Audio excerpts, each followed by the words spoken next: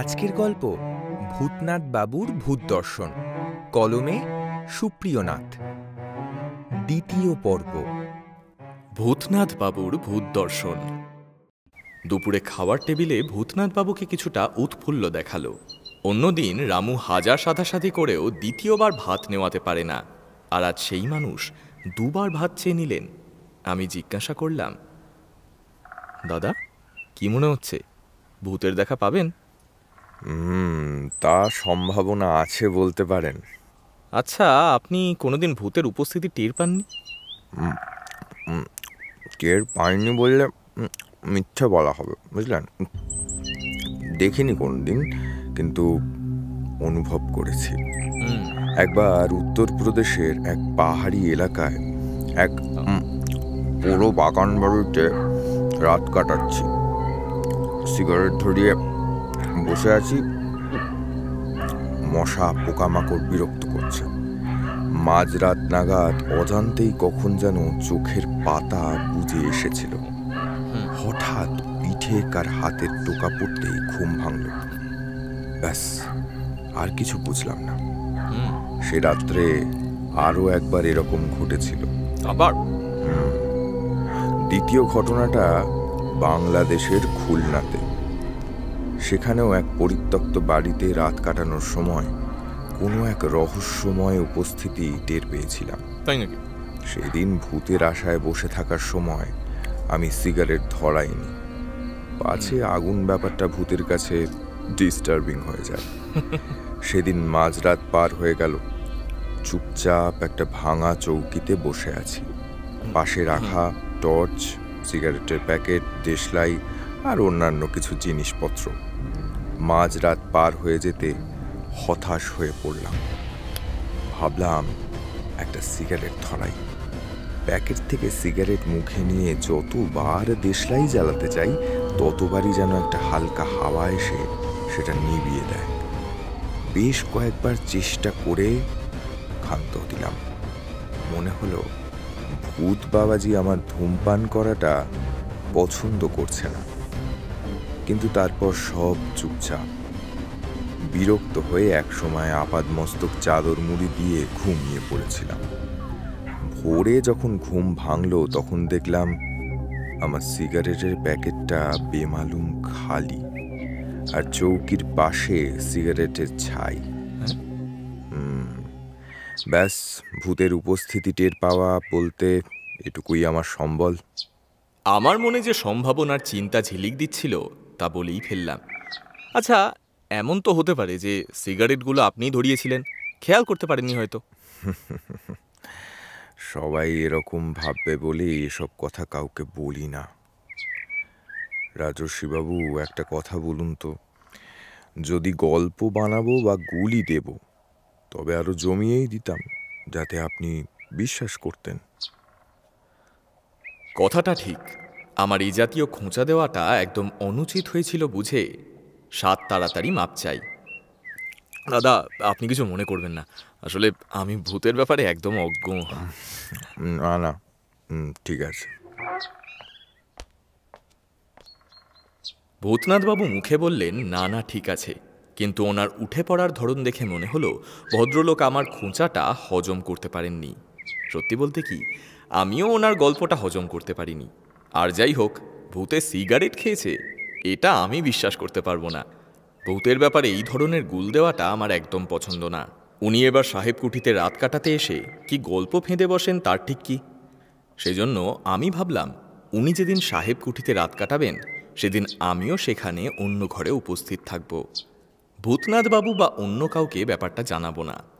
ভূত রহস্য বা ভূতনাথ রহস্য দুটোর মধ্যে আসল রহস্যটা আমাকে জানতেই হবে।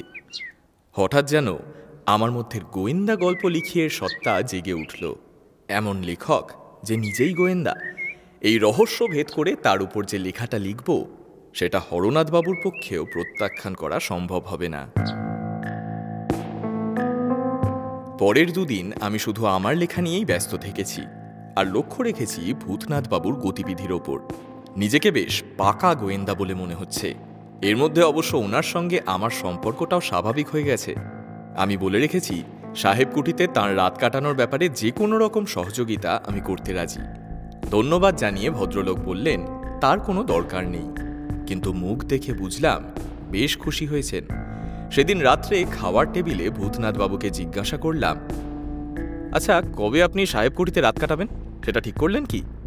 ভদ্রলোক দেখলাম আমার প্রশ্নটা শুনেও না শোনার ভান করলেন, চলে গেলেন অন্য কথায়।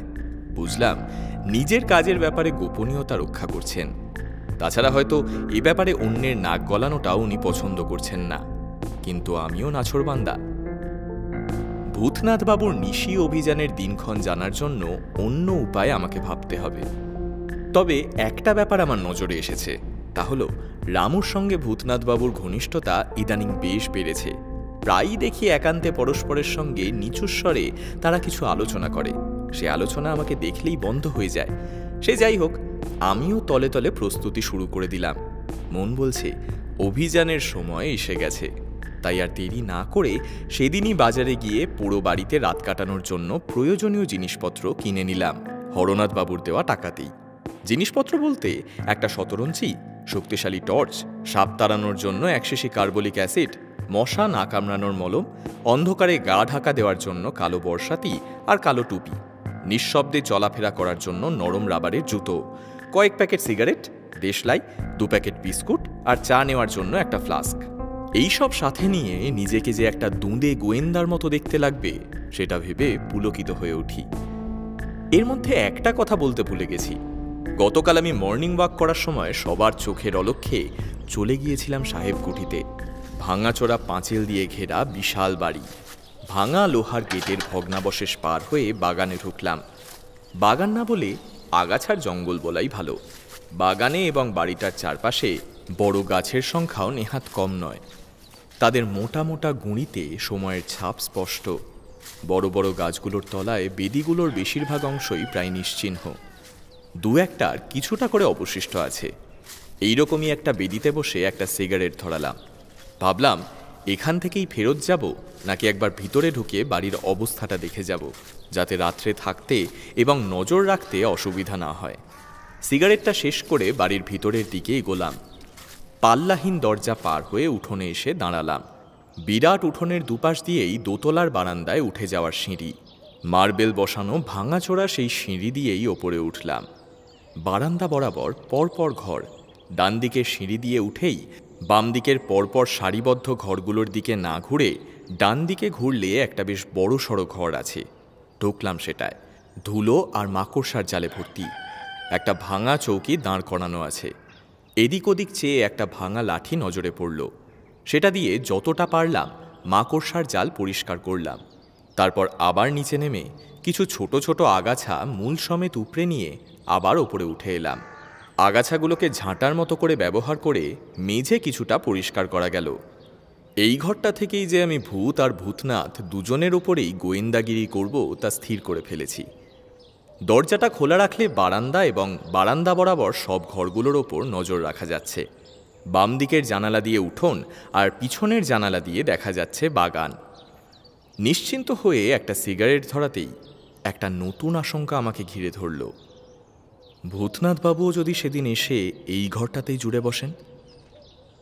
একটু ভেবে ঘরটা থেকে কিছু ভাঙা আসবাবপত্র টেনে এনে ঘরটার একটু আগে বারান্দায় এমনভাবে জমা করলাম যাতে ভূতনাথবাবু বারান্দা দিয়ে এদিকে আসতেই না পারেন।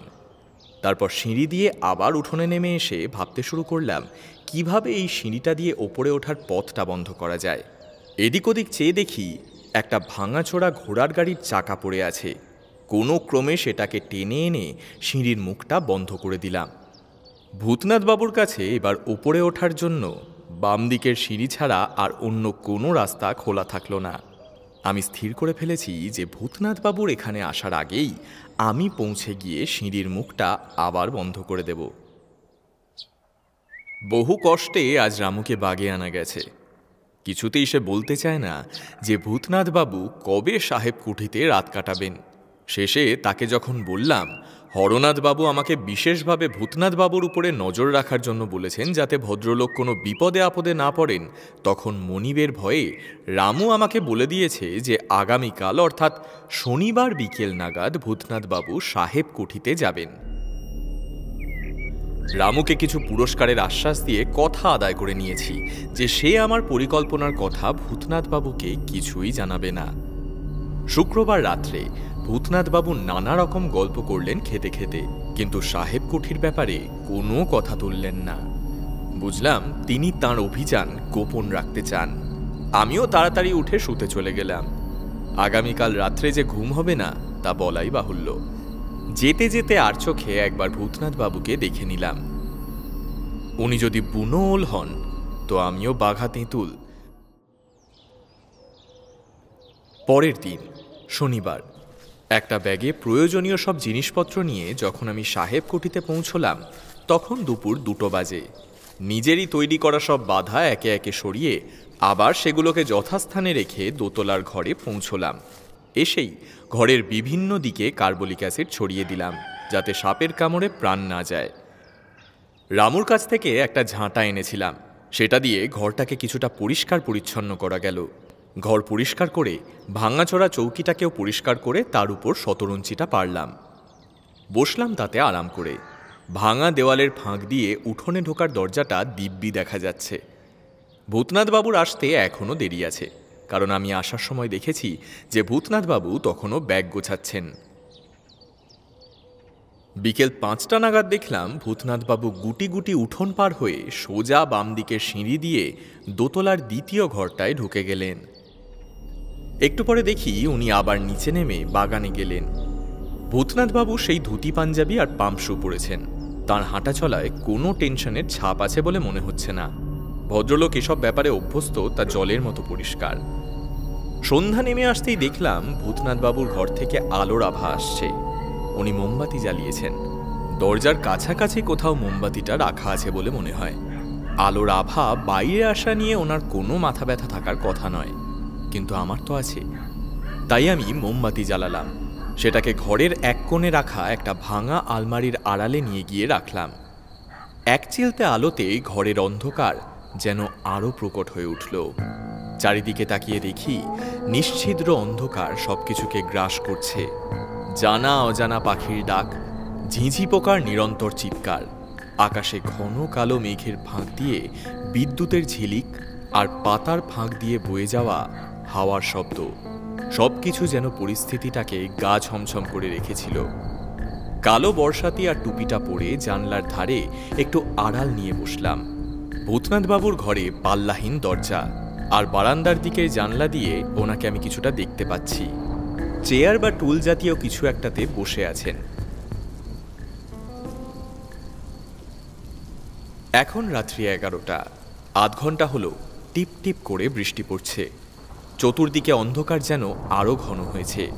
ভূতনাথবাবুর ঘরেও আর আলো দেখা যাচ্ছে না। তার মানে উনি মোমবাতি নিভিয়ে দিয়েছেন।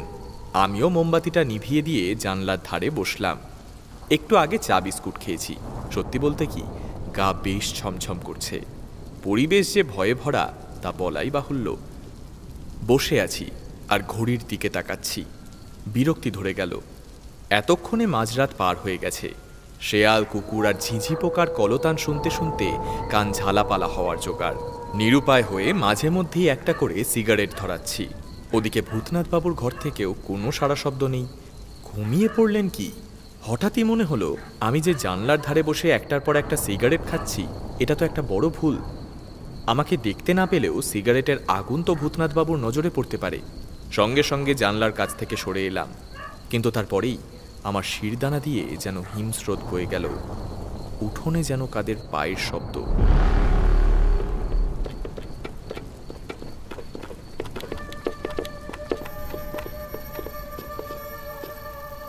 জানলা দিয়ে একবার উঁকি মারব কিনা ভাবতে না ভাবতেই বুঝতে পারলাম পায়ের শব্দগুলো এদিককার সিঁড়ি থেকে আসছে। একাধিক লোকের ভারী বুট পরা পায়ের শব্দ। তারা এদিকেই আসছে। আমি বেশ ভয় পেয়ে গেলাম। তাড়াতাড়ি আমার মালপত্রগুলো ঘরের এক কোণে ভাঙা আলমারিটার আড়ালে নিয়ে গিয়ে নিজেও সেখানে লুকিয়ে পড়লাম। পদশব্দ দরজা পার হয়ে ঘরে এসে থামল। দেখলাম দুজন লোক ঘরে ঢুকল। সর্বাঙ্গ ওভারকোটে ঢাকা, মাথায় টুপি। সরু টর্চ দিয়ে এদিক ওদিক আলো ফেলে শেষে তাদের দৃষ্টি আলমারিটার দিকে পড়ল। আমি নিঃশ্বাস বন্ধ করে আছি। ভূত দেখতে এসে কোন বিপদে পড়লাম। ওখান থেকে বেরিয়ে আসুন। চাপা গলায় একজন বলল।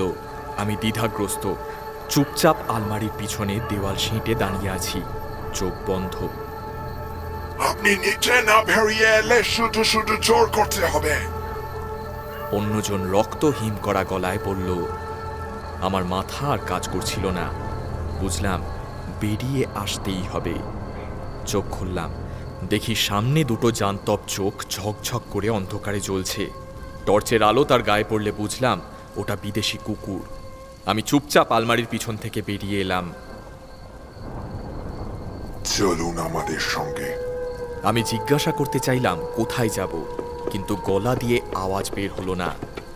সম্মোহিতের মতো আমি ওদের সাথে সাথে ঘর থেকে বের হয়ে সিঁড়ি দিয়ে নেমে চললাম। একজন আমার আগে, একজন পিছে, আর কুকুরটা সবার আগে। উঠোন পার হয়ে এলাম বাগানে একটা আম গাছের তলায়। দুজনেই ইঙ্গিতে আমাকে গাছতলার বেদিতে বসতে বলল। কুকুরটাও আমার দিকে তাকিয়ে চিৎকার করে উঠল। হঠাৎই মনে পড়ল রবিবাবুর বলা গল্পটা। ওটা মনে পড়তেই সমস্ত শরীর মন আচ্ছন্ন হয়ে আসতে লাগলো। এরা কি তবে? জ্ঞান যখন ফিরল তখন চারিদিকে তাকিয়ে দেখি আমি আম গাছের বেদিতে শুয়ে আছি। আমাকে ঘিরে বেশ কয়েকজন উদ্বিগ্ন মানুষ। এদের মধ্যে রয়েছেন রবিবাবু আর হরিবাবু, পিছনে রয়েছে রামু। মাথা আর চোখ এত ভারী যে তাকাতে কষ্ট হচ্ছে। ইঙ্গিতে আমাকে কথা বলতে বারণ করে সবার সাহায্য নিয়ে রামু আমাকে একটা রিকশায় তুলল। আচ্ছন্ন ভাবটা যখন কিছুটা কাটল তখন বোধহয় বিকেল গড়িয়ে সন্ধে হয়েছে। চোখ মেলে দেখি ঘর ভর্তি লোক। লজ্জায় আর সংকোচে ধরফড়িয়ে বিছানায় উঠে বসলাম। রামু সাথে সাথেই এক কাপ গরম চা এনে হাজির করল। চা খেয়ে বেশ কিছুটা সুস্থ বোধ করতে লাগলাম। আপনি মশাই একটা কাণ্ড ঘটিয়েছিলেন বটে। সারা রাত্রির বৃষ্টির মধ্যে আমবাগানে ছিলেন। রবিবাবু আমার বিছানার পাশেই চেয়ারে বসে বললেন। আমি কোনো উত্তর না দিয়ে রামুর দিকে তাকালাম। নিশ্চয়ই সে বলে দিয়েছে। যাই হোক, রামু আমার হয়ে সাফাই গায়। আদপে দাদাবাবু তো ভূতনাথ বাবুকে রক্ষা করার জন্য গেছিলেন। আর দাদাবাবু আমার মাফ করবেন, সাত সকালে রবি কাকার হরি কাকা আমার কান ধরে এমন ধমক দিলেন যে আমি সব বলে দিয়েছি। ভাগ্যিস বলেছিলাম, তাই তো আপনাদের দুজনকে ফেরত পেলুম। হরিবাবু এগিয়ে এসে বিছানায় বসলেন, বললেন, আপনি দুদিন ধরে মর্নিং ওয়াক করতে আসছেন না দেখে আমরা আপনার খোঁজে হরনাথবাবুর বাড়িতেই চলে আসি। এসে দেখি এই ব্যাপার। দেরি না করে দল বেঁধে আমরা ছুটি সাহেব কুঠিতে। সেখানে আপনাকে পেলাম বাগানে অজ্ঞান অবস্থায়, আর ভূতনাথবাবুকে বাড়ির ভিতরের সিঁড়িতে। তিনিও পড়ে গিয়ে মাথায় চোট পেয়ে অজ্ঞান হয়ে গিয়েছিলেন। ঘরের এক কোণে চেয়ারে বসে থাকা ভূতনাথবাবুর দিকে তাকিয়ে দেখি তার মাথায় ব্যান্ডেজ। চোখে মুখে ক্লান্তির ছাপ থাকলেও তাতে ছড়িয়ে আছে তৃপ্তির আমেজ। রামু ঘরের সবাইকে চা পরিবেশন করে যাচ্ছে। গল্পের গন্ধ পেয়ে কেউ ঘরের বাইরে যাওয়ার নাম নিচ্ছে না। বলা বাহুল্য, আমি আর ভূতনাথবাবু আকর্ষণের মূল কেন্দ্র।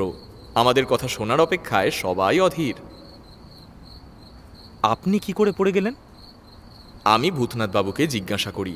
ভূতনাথবাবু যেন এরকম একটা প্রশ্নের অপেক্ষায় ছিলেন। তিনি সঙ্গে সঙ্গে শুরু করলেন। রাত্রের প্রথম প্রহরে কোনো ঘটনা না ঘটায় আমি তো হতাশ হয়ে ঢুলতে শুরু করেছিলাম। হঠাৎ কিসের আওয়াজে এদিক ওদিক তাকিয়ে দেখি বারান্দার অন্য প্রান্তের ঘরে যেন এক আগুনের বিন্দু, ঠিক যেন কেউ সিগারেট খাচ্ছে। অন্ধকারে কাউকে দেখা যাচ্ছে না, কিন্তু আগুনটা দেখা যাচ্ছে। মাথাটা গুলিয়ে গেল। ভূতে সিগারেট খায় বলে কখনো তো শুনিনি। এটা নিয়ে বেশি চিন্তা করার আগেই দেখি কালো ওভারকোট আর টুপি পরা দুজন লোক ডান দিকে সিঁড়ি দিয়ে উপরে উঠে কোণার ঘরটায় ঢুকল। অন্ধকারে সবকিছু স্পষ্ট বোঝা মুশকিল, কিন্তু একবার বিদ্যুৎ চমকাতেই দেখলাম ওদের সাথে একটা কুকুরও আছে। প্রায় দম বন্ধ করে আড়াল থেকে নজর রেখে চললাম। কয়েক মিনিটের স্তব্ধতার পর মনে হলো চাপা গলায় কেউ কথা বলছে, কিন্তু কি বলছে তা বুঝতে পারলাম না। ভূতনাথবাবু ইশারায় জল চাইলেন। উত্তেজনায় তাঁর চোখ মুখ লাল হয়ে উঠেছে। রামু তাকে জল দিতে এক নিঃশ্বাসে তা শেষ করে তিনি আবার শুরু করলেন। কয়েক মিনিট পর দেখলাম তারা আরও একটা লোককে নিয়ে আবার সিঁড়ি দিয়ে নিচে নেমে যাচ্ছে। একবার ভাবলাম এখানে নিশ্চয়ই চোর ডাকাতরা ঘাঁটি গিরে বসেছে। এদিকে তারা উঠোন পার হয়ে বাগানের দিকে যেতেই আমিও টর্চটা হাতে নিয়ে সিঁড়ি দিয়ে নামতে শুরু করলাম। উত্তেজনার বশে বুঝতে পারিনি কখন যে ধুতির কোঁচাটা আলগা হয়ে গেছে। তাতেই পা আটকে গড়াতে গড়াতে একেবারে নিচে এসে পড়তেই মাথাটা যেন কিসের সাথে জোরে ঠুকে গেল। তারপর তো জ্ঞান যখন ফিরল তখন দেখি রবিবাবুরা আমাকে নিয়ে ডাক্তারখানায় পৌঁছে গেছেন। বুঝলাম না কাল রাত্রে যাদের দেখলাম তারা কি মানুষ না ভূত। ঘরে উপস্থিত সবাই একে অন্যের মুখ দেখছে, কারোর কোনো প্রশ্ন নেই। রবিবাবু শুধু কপালে একবার হাত ঠেকালেন। আপনি তেনাদের দেখেছেন? যে বিপ্লবীর কথা বলেছিলাম সেই বারান্দার ওই কোণার ঘরেই লুকিয়েছিল। শেষে সিগারেট খাওয়াই ওর কাল হলো। একদিন রাত্রে সিগারেটের আগুন নজরে পড়ে যায় পুলিশের। তাকে ধরে নিয়ে যাওয়ার সময় বাগানে পুলিশের সঙ্গে তার খণ্ডযুদ্ধ হয়। ধস্তাধস্তির মধ্যে সে একজন পুলিশের পিস্তল কেড়ে নিয়ে তাকে আর কুকুরটাকে গুলি করে মেরে দেয়, কিন্তু দ্বিতীয় পুলিশটা তাকে গুলি করে মারে। এই কদিনে খোঁজ খবর নিয়ে এগুলো আমি জেনেছি। আমি একদম মুখ বন্ধ করেছিলাম, কারণ মুখ দিয়ে কথাই বেরোচ্ছিল না। আমার শিরদাঁড়ার মধ্যে দিয়ে যেন শিহরণ বয়ে যাচ্ছিল। কত বছর আগেকার এক মর্মান্তিক নাটকের যে পুনরাভিনয় গত রাত্রে হলো, তাতে আমিও একজন চরিত্র ছিলাম। আর ভূতনাথবাবু ভূতেদের সাথে আমাকেও দেখেছেন, চিনতে পারেননি শুধু। সন্ধেবেলায় রামুর হাতে তৈরি গরম চপ আর চা খেয়ে সবাই গেলেন। সদ্য তাজা ভূতের ভয়েই যে তাদের বাড়ি ফেরার তাড়াহুড়ো, সেটা তারা মুখে না বললেও চোখে মুখে বলেছেন। সবশেষে রামুও ঘরের বাইরে যেতেই ভূতনাথবাবু গদগদ হয়ে বললেন, সত্যি বলতে কি আমার জীবন সার্থক হলো মশাই। তবে একটা কথা বলবো, যদি কিছু মনে না করেন। কথাটা যখন থেকে জ্ঞান ফিরেছে তখন থেকে মনের মধ্যে গুড়গুড় করছে। হ্যাঁ বলুন। কাল রাত্রে ওভারকোট পরা লোকগুলো যাকে ধরে নিয়ে যাচ্ছিল, পিছন থেকে দেখে আমি তো আপনাকেই ভেবেছিলাম। আসলে বয়সের সাথে সাথে দৃষ্টিশক্তি কমে এসেছে তো, কি দেখতে কি দেখি তার ঠিক থাকে না। হ্যাঁ হ্যাঁ, আপনি ঠিকই দেখেছিলেন, ঠিকই ভেবেছিলেন। হ্যাঁ আগে মানে বলছি যে আপনার চোখ ভালো আছে, আপনি ঠিকই দেখেছিলেন। হ্যাঁ, ওটা আমি ছিলাম। হাসি থেমে গেলেও ভদ্রলোকের ঠোঁট জোড়া ফাঁক হয়ে রয়েই গেল। অনেক কষ্টে গোঁ গোঁ করে বললেন, বলেন কি মশাই? আর ওরা তেনারাই। হ্যাঁ, আর একটা কথা, ভূতেরা না সিগারেট খায় না। আপনি যে আগুনের বিন্দুটা দেখেছিলেন, ওটা আমারই সিগারেট। ভূতনাথবাবু চোখের সামনে আমাকে দেখেই ভূত দেখার মতো চিৎকার করতে যাচ্ছিলেন। আমি চোখ বড় করে আমার ঠোঁটে আঙুল রেখে ইঙ্গিতে চুপ করতে বলায় কোনো ক্রমে নিজেই নিজের মুখ হাত দিয়ে চেপে চিৎকারটা গিলে ফেললেন। দরজায় খুট করে আওয়াজ হতে দেখি রামু এসেছে। দয়াবাবু, সর্বনাশ হয়েছে। আমরা মুখ চাওয়াচাওয়ি করলাম। বললাম, কি হয়েছে? কর্তাবাবু কাল আসতেছেন, ফোনে সব শুনেছেন। মনে হলো আপনার উপর খুব রেগে আছেন। খাটের পাশে টেবিলে রাখা খাতা কলম টেনে নিই। ভূতনাথবাবু আর কথা না বাড়িয়ে নিজের ঘরে চলে গেলেন। রামু, এক কাপ কড়া করে চা দিস তো। আচ্ছা। রামুর হাতের চা খেয়ে একটা সিগারেট ধরিয়ে লিখতে শুরু করি, যেটা আমার কাজ, যেটা আমি পারি। মাথা থেকে ভূত আর ভূতনাথ দুটোকেই নামিয়ে হরনাথবাবুর মুখটা মনে করার চেষ্টা করি। একজন ভূতে পাওয়া লেখকের কাছে সম্পাদক মশাইয়ের চেয়ে বড় ওঝা আর কেই বা আছে?